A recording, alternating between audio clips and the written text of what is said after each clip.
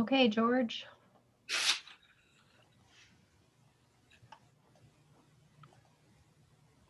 Open the meeting here at 3:30, right on the button.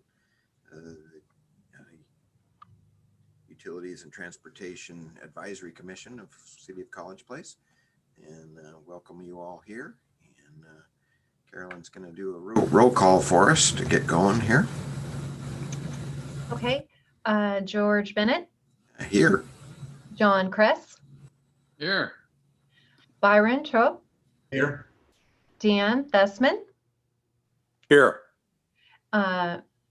Mike Rizzatello, City Administrator. Here.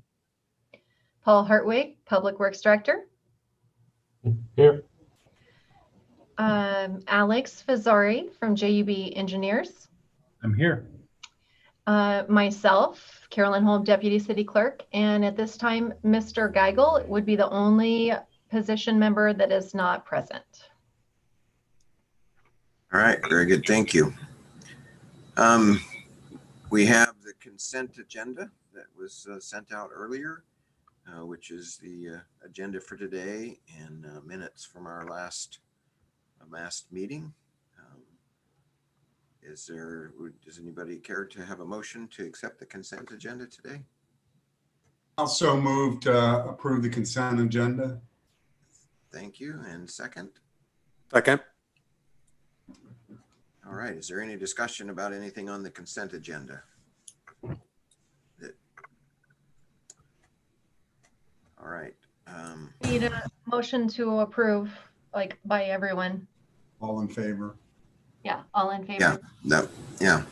So if you would raise your digital hand, if you're in favor of the, Or you can raise your hand if you can't find the digital hand.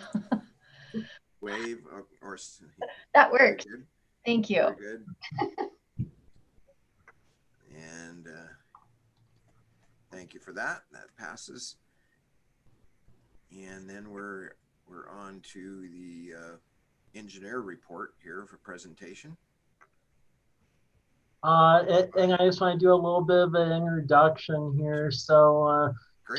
just to let you all know, unfortunately, after Robert Gordon passed away last summer, we made the decision from a city engineer standpoint to move a lot of that work to a on-call engineering consultant. So we did a RSQ, and with that, JUB Engineers won. So we signed a contract with them for a 4-year period where they're assisting us with development review and then general infrastructure projects. So Alex will be essentially the engineer of record for a lot of our projects. So with that, here's Alex.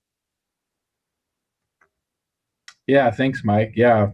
So the first project that we started on under the on-call agreement included a few of the small developments that were submitted for review. So we've worked on the storm drainage design and just basic development review for several developments that have been submitted to the city. So we've been working on those. And then the first design project that has come about from this on-call contract was the Sky and 12 water main replacement project. So we've gotten started on that. We've done the survey and starting to put together the conceptual design on that. So this on-call agreement is just a convenient way we'll set up new task orders for every time the city asks us to do a development review or to do a small project, and we'll keep track of all that. And so I think this will be a great opportunity for us to help you out and provide some timely response for you guys for your engineering needs. And then aside from the on-call engineering contract, we also have several other contracts that are already in place. One being the Southwest Wastewater Trunk Line project. So that project we opened bids on at the end of December, and Apollo is the contractor that was the low bid that was selected. So we're just finally getting contracts in place with Apollo. They plan on mobilizing, I believe, on February 16th. And I think we won't be seeing any real work done till early February, but that project will be constructed throughout the year. the working days take them through the end of November and into December. So you'll be seeing lots of work on that project throughout the year in 21. That'll be an exciting project. And then also the wastewater treatment plant. We're working on the design of the wastewater treatment plant expansion. That'll be about a $20 million expansion project. We just finished the conceptual design, and we're having meetings with the city staff to go over that conceptual design and make sure we have everything located where everyone thinks it should be, and we're heading in the right direction. And then following up these workshops, we'll dive into the final design. And our goal is to get the final design completed and submitted to the State Department of Ecology for review around September, with the hope of applying for funding later this year and hopefully starting to build the project next year. So that's another one of the projects we've been working on. And then finally, the Stormwater Master Plan. That was a project that there was a previous consultant that had gotten that started for you. And then we helped pick it up and finish it and take it across the finish line. So we submitted that to the Department of Ecology at the end of the year. We just found out a few days ago that Ecology just had one minor comment on it. Otherwise, it's good to go. So we're ready to put a bow on that Stormwater Master Plan and call that complete. So that's the update I have of the things that we've been working on.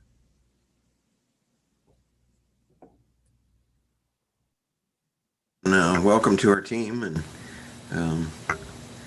appreciate that report and those projects. Thank you. Next on the agenda, we have an action item for the Cedar and Damson appropriation request. And, Okay, I'll provide some information, and Paul, feel free to fill in the gaps afterward on this. So last year, we tried to get a legislative appropriation to completely reconstruct Damson from Northeast Rose to C Street, and then Northeast Cedar from A to C Street, the same time C Street was going on. While it made it out of the House capital budget, it didn't get through the Senate, so the project stalled out. As we rebuilt C Street, we did rebuild Damson from C to Cargill, but not the full extent of it. An opportunity has come up this year where there is actually a transportation package that's moving through the legislature. It looks like it may have a good chance of passing. There's good and bad about it. Good is that there's more money to do transit projects, and there's a carve out for local roads that aren't federally classified. The bad part about it is, as it stands right now, the proposal would be an additional 18 cents a gallon, which would be the highest gas tax in the country. Now, as part of this project, what they're trying to do and make it more palatable to all the legislators is that carve out for local projects. And as such, there may be room to get the Cedar Damson appropriation actually done this year. Because the problem is we're good at getting grants for federally classified roads, but a lot of our streets aren't federally classified because the traffic counts aren't there. Therefore, either we have to fund it locally, and we really don't have a local way to fund reconstruction like that, or we have to try to get money like this. Now, the way the appropriations are working this go around is they're only really taking a look at projects that are under $1 million. And the problem is, if we were to completely reconstruct Northeast Damson and Northeast Cedar, it would be well over $1 million. It would be about 1.47. So Paul made a suggestion that I think is pretty good. And what the proposal in front of you is that we would reconstruct Northeast Damson from Cargill to Rose. So basically build new roadway with sidewalks and then the infrastructure underneath. But with Northeast Cedar Street, which is from A to C Street, we would basically just be looking at resurfacing that roadway, because if we resurfaced it, so that means we wouldn't be touching the stuff underneath and then the sidewalks. We could get away with doing Cedar for $200,000, which would bring us to a grand total between Damson reconstruction and then the Cedar resurfacing of 809,000, and likely we could get this sandwiched in the capital appropriation call for the transportation package. So I have to scramble and if you're okay with this concept, I have to scramble and get this filed because it's actually due tomorrow. So I'm just looking for general direction from this group, and if you're okay with it, please make the motion. Paul, do you have anything to add? I think you covered it pretty well. The Cedar Avenue part, the utilities are still pretty good. There's not much problem with that. If we do get this grant, we might be able to run in a couple of services, water services, but most of them are up to date. And we would avoid the creek crossing. We'd just be paving over it. And so it would clean it all up. I mean, obviously we wouldn't get sidewalks on everything. ADA improvements at the intersections might not happen, but the street would be very nice, and a tie-in with C Street, which we completed. So, Paul, you mentioned the creek crossing. Was that something that would have been changed if we had gotten the prior appropriation? yeah, we had planned on that would be replaced with a larger pipe and so forth, and the storm that goes to the creek at that point would have been taken out and put into dry wells or leach fields. And so that would fall to when would that fall to then, if we resurface? I have no idea. That would basically just fall within our stormwater capital plan, because in that master plan, we have it sequenced out when we would do various crossings. So it would just fall in that sequence down the road. So it'd be a couple years out. Okay. All right. Do we have a motion from anybody here to recommend this? I'd like to make a motion to recommend pursuing legislative appropriation for full reconstruction of Northeast Damson and resurface of Northeast Cedar, for a total not to exceed $809,500. Okay, is there a second? Second. All right, any discussion? Any further comment from anybody? Okay. Hearing none, it's been moved and seconded. Is there, let's raise your digital hand or your actual hand and make sure that we're counted. In favor? And any opposed? All right, that motion has passed.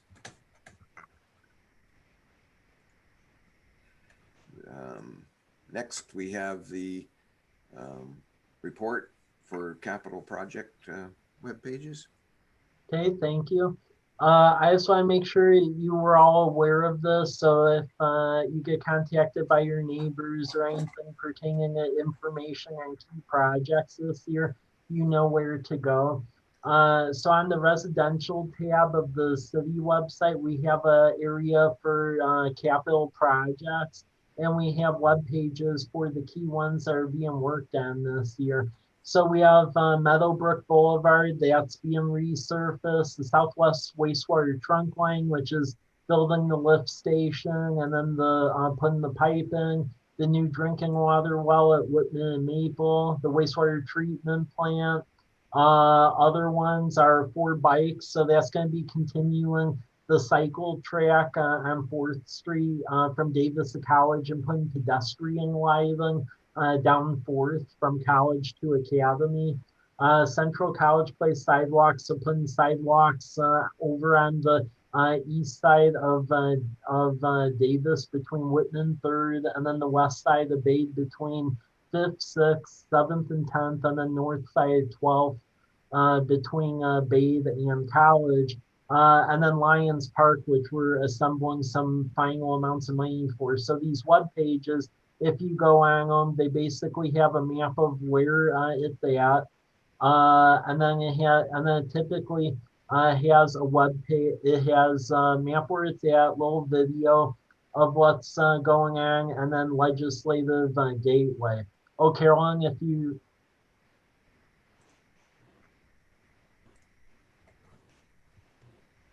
hover over the resident part, and then go to click on under projects, and so basically Southwest Sewer, you could click, or that, yeah. And you'll see there's a map of what we're doing, and then we do little videos about what it is, and then we have all of the contracts, engineering plans, and then how it moved through council if people want to look that up, as well as all of the documents.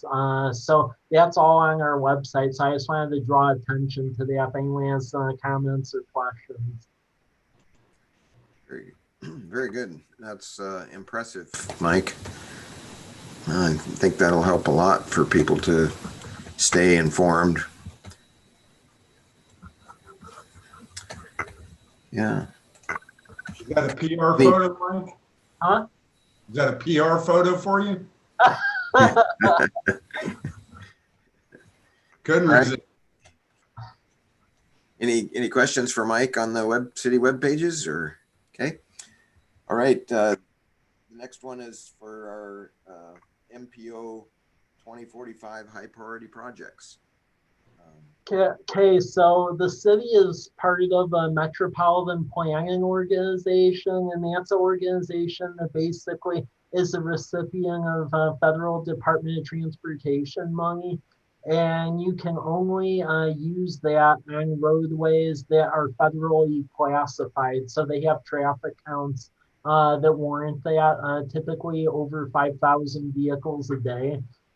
So they are working on developing a list of the key high priority projects for the next decade. So I just wanted to bring the key ones up that we're helping to sponsor. If anyone has qualms about it, please let me know, because this is what we'll be working off of. And keep in mind, this isn't an all-inclusive list. There's plenty of projects in our capital facility plan that we're trying to fund with state grant money.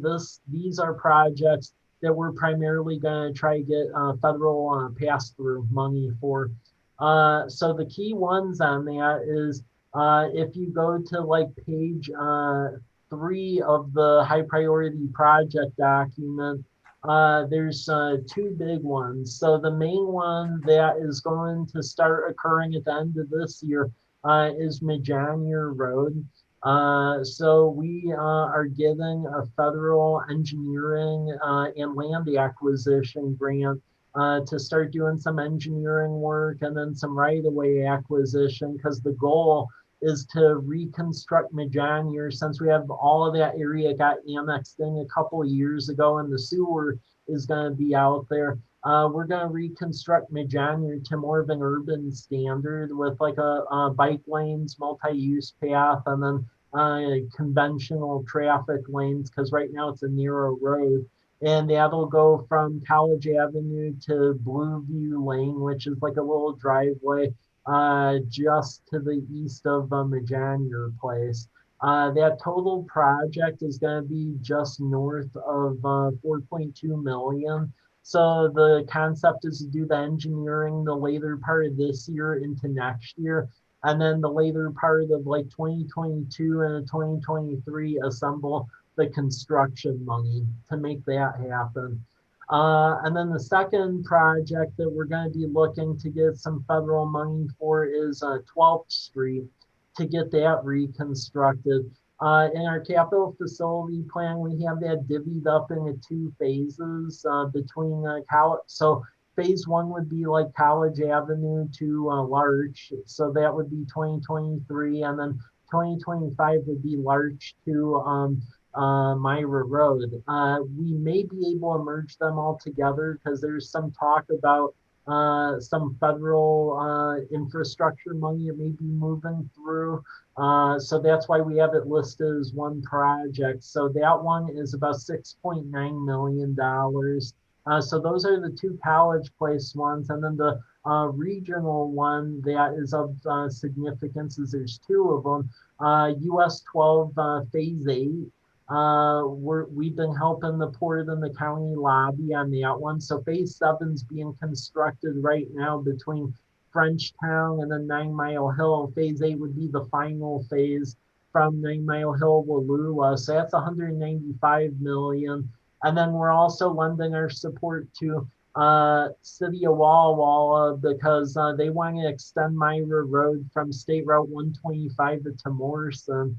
The thing that we would get out of that, if that happens, is we would finally get the left turn lane from Myra Road onto Commercial Drive, which that would make the dominoes fall and get a lot of the empty properties over there marketable finally, because that's been the stumbling block. So these are key ones we're going to be positioning to get federal money for. So I just want to bring this to your attention and make sure there isn't an issue with it or to get any comments.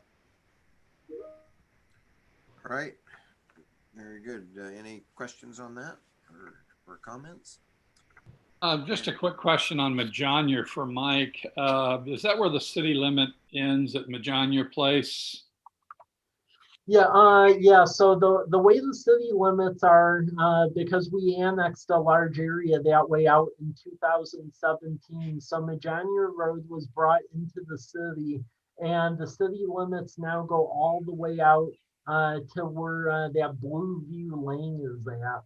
And then it basically drops down and follows the edge of Craig Christensen's property up until the property where we bought our lift station. Yeah.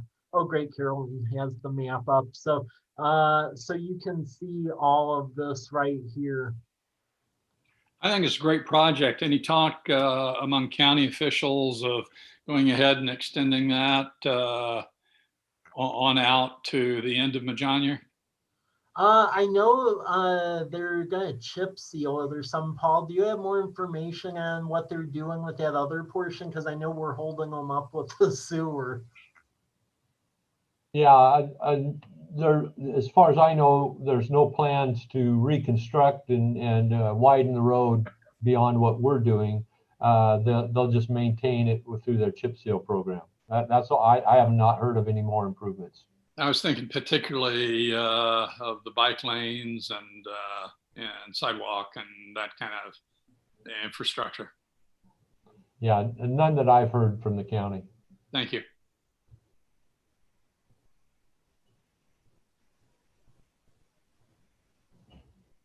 Surfacing of Meadowbrook Boulevard. Okay, I will turn this over to Paul because he's been the main one supervising this, and it's going to be occurring soon. Yeah, we went out to bid and council awarded that bid to Central Washington. We are waiting for contracts to get back from Central Washington. And then we will schedule a pre-construct and find out their schedule. What my anticipation and hope is that ultimately will be the first paving job when they open up, and we can get this done very early in the year. I'm hoping that in March they will work on the replacements of the sidewalks that need to be replaced, and then do the grinding so that come paving open up, which will be sometime in April, that they'll be able to go. This project runs from the right-of-way line with Highway 125 up to Lamperty. Includes sidewalk curb improvements, does not include the drop-down lane, drop-down right lane going southbound into Walmart, in the south entrance into Walmart, which we were hoping to, but we didn't have right away, and we weren't able to get the right away in time. And then close it out with the striping. So, any other questions? Yes, I have a couple of questions on that, Paul. I drive through there every day, and I wanted to know if this project has anything or has taken into consideration Walmart building a gas station, or if that plan has been dropped. I know they've been advertising for employees for that, but that's obviously going to bring a lot more traffic to that area. I'm saddened to hear that right away of that, I call it the do not enter from the south side.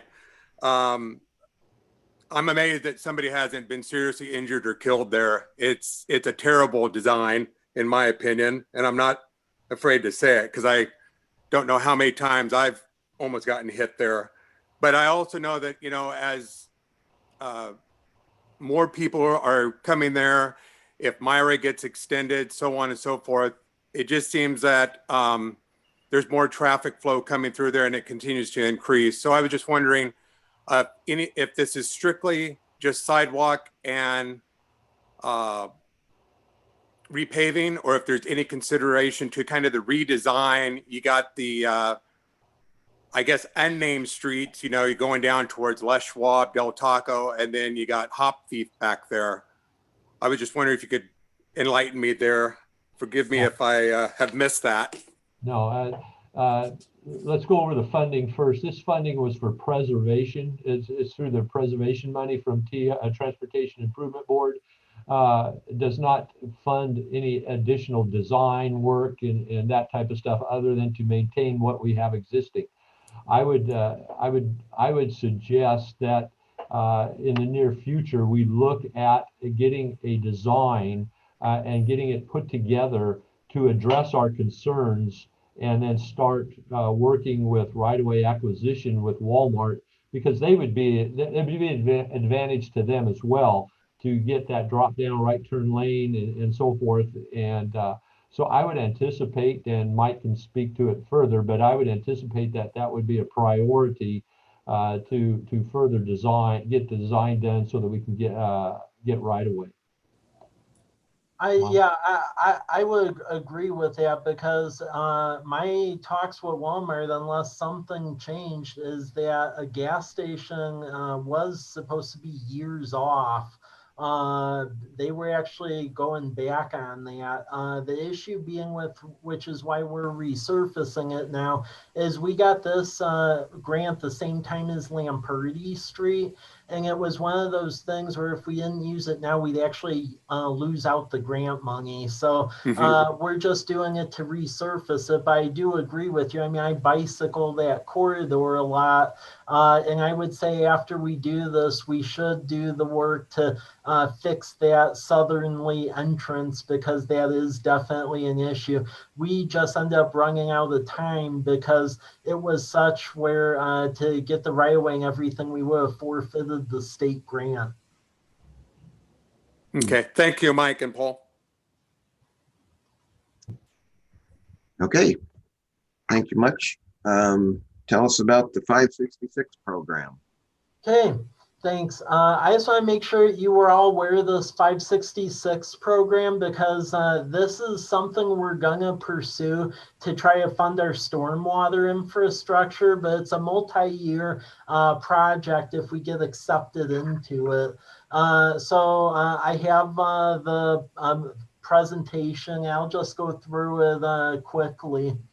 It's actually a portion of the USDA that has this, and it's actually they've finally allocated consistent funding to it from the Farm Bill, and it's meant to like improve water quality and infrastructure to help like farms and downstream irrigators. And it turns out that they haven't done a project in Washington, and if we're accepted into this, we actually have the ability to shift quite a bit of what we're going to need to do with stormwater infrastructure to their dime, which would be very nice.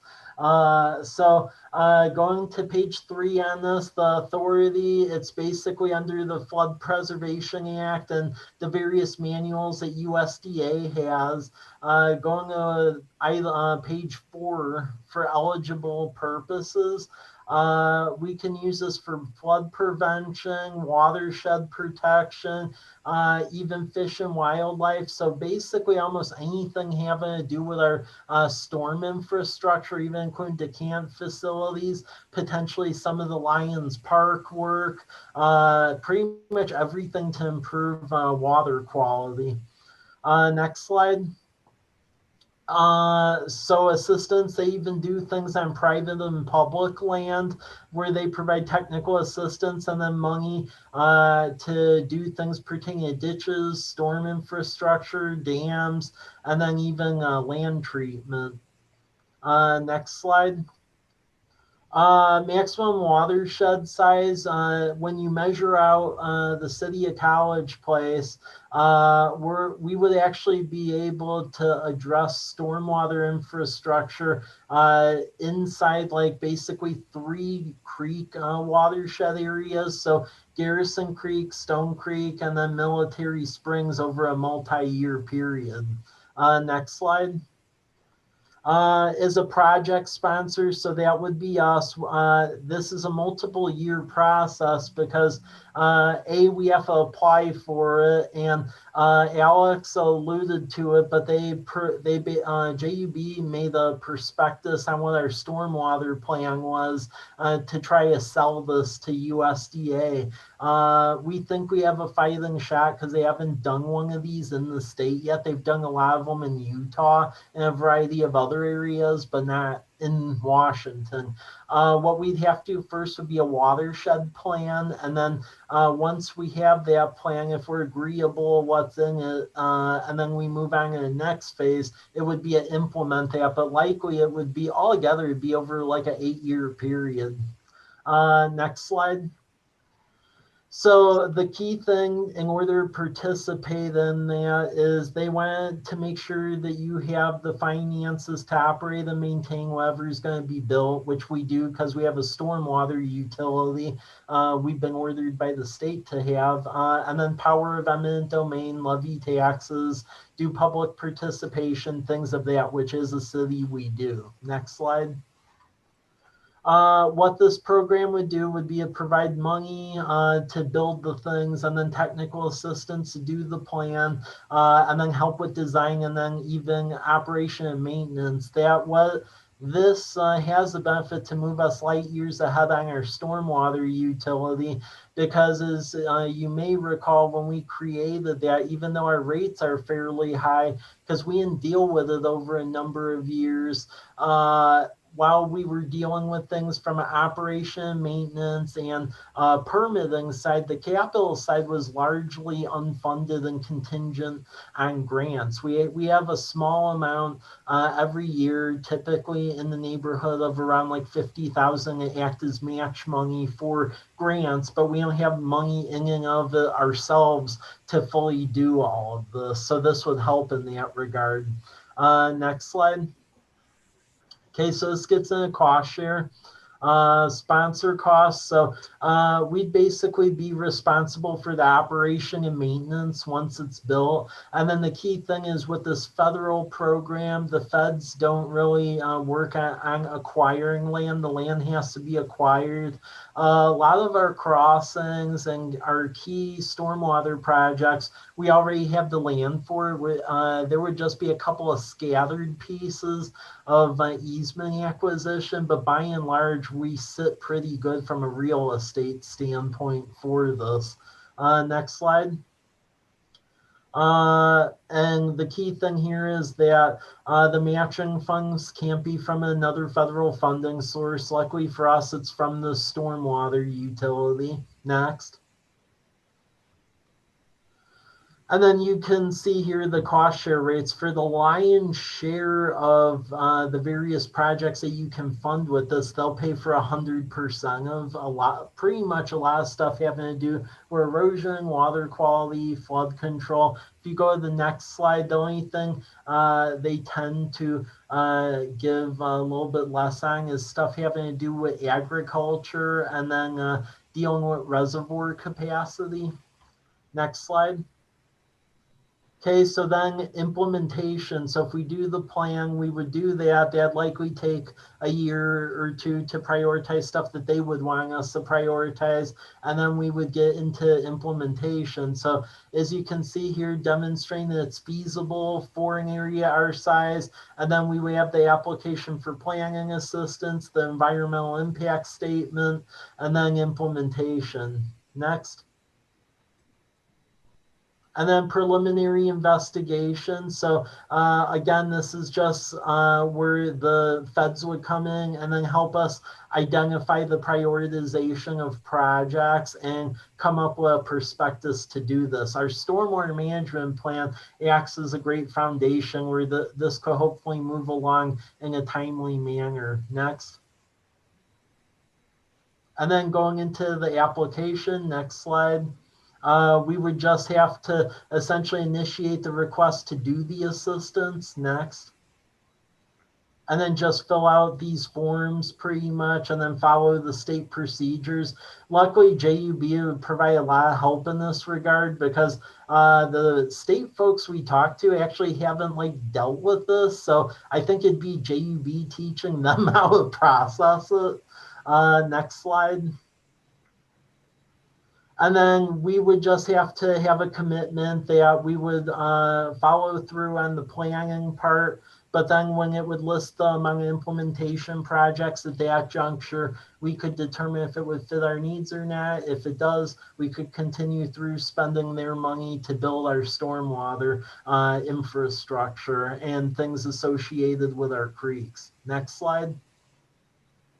Watershed plan for development and approval. Next. Again, the authorization has come from the State Department of the USDA. They're out of Spokane, but they seem very open to this, working with us on this. The authorization for the planning element is limited to 5 years. We think it can move quicker because of our earlier level work doing the stormwater plan. Next. And they basically get experts they have from environmental planning and help us with a lot of outreach to get the various projects done. Next. Because it's federal money, we would have to do basically an environmental impact statement. So that's a plan approval and then funding authorization through them. We would try to keep it, the projects basically within that lesser 5 million. Otherwise, the project tends to get a little more convoluted. Next. Then the implementation piece, which again, based on the prioritization, the state conservationists will help us prioritize and then get the stuff funded. Next. And then the project agreement, which would be the implementation piece to build the various parts of the infrastructure. Next. And then the installation, that would be completing the engineering design, contracting, the construction measurement, and then land treatment measures. Next. And then this one goes into timelines a little bit. Next. And as you can see here, the technical feasibility studies 3 to 6 months. The application would be a month. JUB, they helped us with a prospectus where we're going to give that to USDA and hopefully we'll get accepted into this. The planning would be 2 to 4 years with implementation 3 to 8 years. And because this looks at things from a watershed perspective, we would likely be reaching out to the county and folks in that direction, because as you may recall, we have the incorporated city center, but then we have the incorporated wastewater treatment plant property, and there's an area of unincorporated land in between. So we'd work with them to get some of those projects in that middle area dealt with as well. And then with that, that was pretty much everything they've given me. So I just want to make sure you were all aware of this, because with all these abbreviations for programs, people get a little confused about this. It would be a multi-year lift, but if we get accepted into this, this may be a way to make the federal government pay for our stormwater projects, which would be nice. Yeah, I for one appreciate you looking into these kinds of things. I know our stormwater is going to continue to be a challenge, and for somebody our size, or for a town our size, we have a fair amount of projects that involve stormwater and natural creeks and springs and what have you. So I was wondering if it would be useful if this committee were to approve moving forward with this. I know you already are, but would it be helpful to have the commission supporting this as you apply for these kinds of things? Or? Yeah, I think it'd be very helpful. Okay. Well, in that case, I'd like to make a motion that that you continue to pursue the 566 program as it pertains to the watershed protections and improvements. Do we have a second? Brian, we have a second. Any comments or concerns or conversation about that?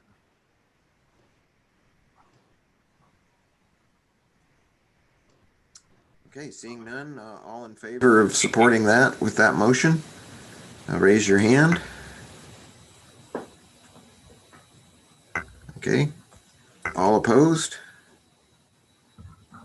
Okay, and that carries. Support for you, Mike, to continue with that. Thank you so much for working on that. And I applaud your staff, and you can take this as a compliment. I applaud your staff for being able to keep up with you. That was quite a whirlwind. And very concise. Thank you. Next, let's hear about goat heads. And while this might not seem like a huge issue to those of us that have been around here forever, it's very aggravating. Yeah, as a bicyclist, it's really aggravating. I just experienced that the other weekend.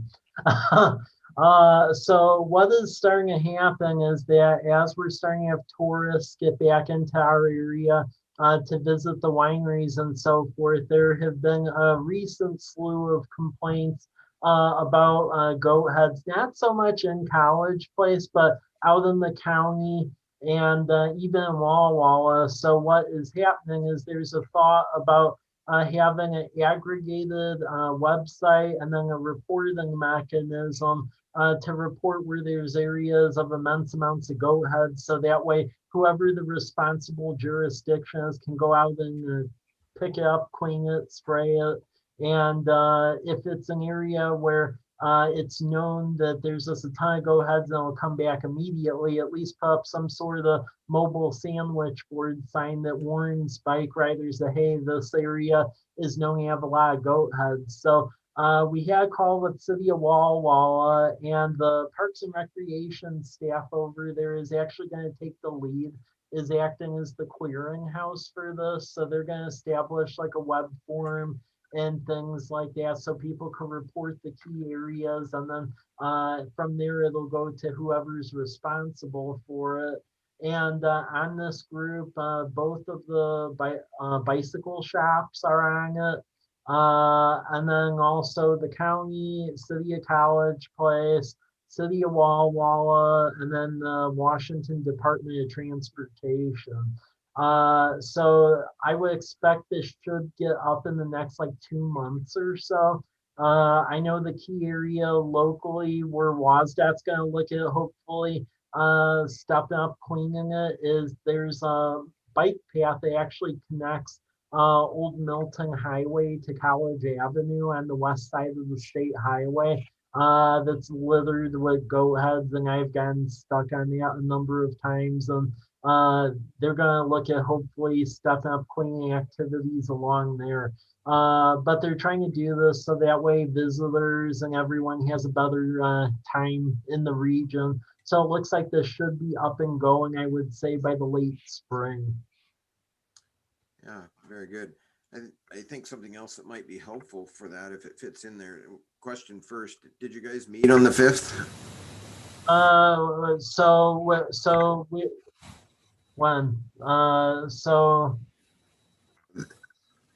The group looked like the group was going to get together on the 5th and kind of discuss stuff. Yeah, we did the coordination meeting on the 5th to talk about the mechanism of the form and then also the signs. Because they're going to be developing some mobile sandwich board signs that could be moved location to location. Yeah, I think something that might be helpful too, along with the line to accept complaints from that, would be maybe some instructions or methods for eradication for people to follow, because it can be very difficult depending on where you're trying to eradicate. You know, if you have the ability to water, you can water and they'll rot and not germinate. But if you don't, do you pick, spray? You know, it's kind of hard to know how to do some of that, and that might be helpful to some landowners that would help eradicate some of their own right of ways and edges if they knew how. I know we fight those a lot at home and at work. Yep. Yeah, I could definitely have them looking at providing some educational materials and getting it on the website, because we already do have like a regional website, gets into that a little bit, the Blue Mountain Regional Trails Plan. So, I mean, it could be an addendum to that web page. Well, it just seems like you have the right people assembled that deal with that all the time. They probably have a good idea of how and when. Yeah. So, yeah. All right. Thank you for that. Chair, I applaud the effort to eradicate goat heads or reduce the population significantly. The discussion of goat heads and also earlier of bike paths causes me to ask a question about our interfacing as a city with the Blue Zones Initiative in our community, and if we have a designated liaison from the city to that effort. Yeah, we do. I'm on the steering committee for. Good. I had a hunch that was you. Yeah. Good. Yep. And can they be useful to us and perhaps we to them as well in this particular effort? Yeah, I believe that we'll be mutually useful to each other. Both for on our side, I would say it's helping them with outreach to get the word out about Blue Zones to the community at large. From their side, I'm looking for assistance, really to helping write some of the grants to get some sidewalks and bike paths in here. Because as you all know, I mean, since I've been here, one of the things I've been trying to do is get some grant dollars to start putting sidewalks in along the roads in the older part of the town that lack any sidewalks. And we have the money for the first phase along Bay, Davis, and 12th Street, but there's actually quite a bit more that can be done, but it takes time. Thank you. And John, as chairman of this committee, I've been involved from the city on several of the preliminary Blue Zones conversations, and probably will continue to. So if you have concerns, we can bring it to this meeting and we can carry those through too. So. Yeah, I don't have concerns. In fact, I had a hunch that we were already running with that, and I'm just glad to hear this report and want to support that. You might be careful how much you offer, because we might draw on you and you get pulled in. And yeah, there's going to be a lot to do. It's impressive, very impressive where they're headed. And, I take your warning seriously. Thank you. Okay, that's it for the reports. And something we should have done in the opening there at roll call was to welcome John Kress and Dan Theismann for being on the committee and for their involvement, and thanks for that. Moving forward, will be nice to have some continuity and members that have been in the valley for a while and understand some of the things we're talking about and all of the rest. So thank you for that, both of you. Thank you. Okay, next meeting is scheduled for May 13. Same time, 3:30. And if We're ready to close the meeting here at 4:19 unless I hear some further business from somebody. Any comments? Okay, well, thank you all for meeting today. And Mike, you made that go fast. We just need a motion to adjourn and a second. So move. And do we have a second? Second. All right. Thank It's you. been moved, and we will adjourn. Thank you.